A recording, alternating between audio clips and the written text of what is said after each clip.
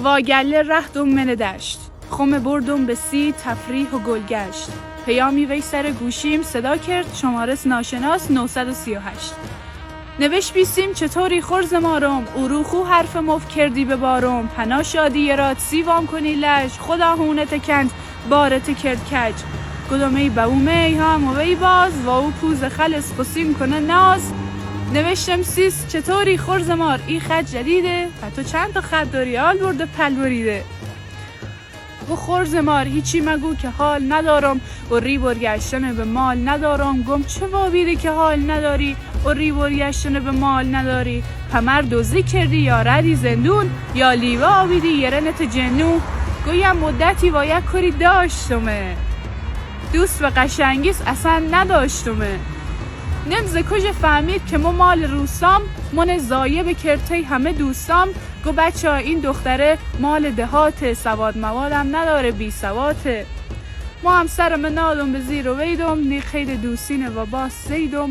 گدم بقربون همون مالمو، که هی به پابی ساز تشمالمو. چه خوش گذشت حال احوالمو، چه خون نوشتن فال اقبالمو.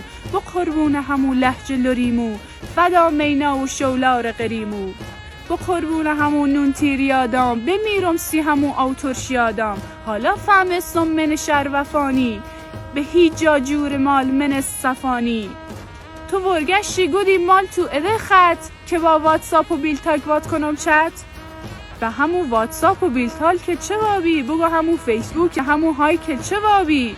حالا هم دیر نی ورگرد به مالت، بقربون همون کد شلالت. یا چند رو بعد گلن بردم به کوه، وقتی اویدم دام گو کجا نیز سو.